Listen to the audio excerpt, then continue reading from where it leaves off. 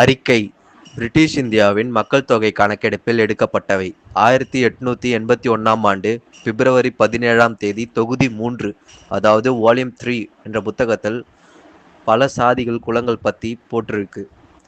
அதில் நாம் முக்கியமாக கவனிக்க வேண்டியது ரெகு பறையன்.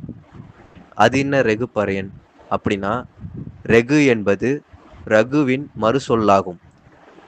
தமிழில் ரெகு என்றும் சமஸ்கிருதத்தில் ரகு என்றும் கூறப்படும். இரண்டும் ஒன்றே. அதற்கான ஆதாரம் ராமரை கீர்த்தனம் பாடும் பாடலில் பார்த்துடலாம். அதுல ரெகு ராமன் தேவி என்று சீதையை குறிப்பார்கள். ரெகு ராமன் தேவி என்றால் ரெகு மகாராஜா, அதாவது ரகு மகாராஜா, சூரிய வம்சத்தை சேர்ந்த மன்னர்.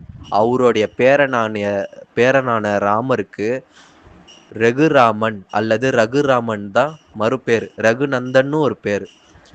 இதை வச்சு நம்ம பார்க்கும்போது ராமர் ஒரு பக்கா பறையர்னு இதை வச்சே சொல்லலாம். ஏன், ராமருடைய தாத்தா ரகு மகாராஜாவே பறையர்னு இதை வச்சு நம்ம உறுதியா சொல்லலாம். சூரிய வம்சத்தை சேர்ந்த ஏகப்பட்ட ஆதாரங்கள் நமக்கு இருந்தாலும் இது ஒரே ஒரு ஆதாரம் போதும். மொத்த சூரிய குலமும் அந்த சூரிய குலத்துல பிறந்த சோழர்களையும் பறையர்னு சொல்ல இது ஒரு சிறந்த ஆவணம்.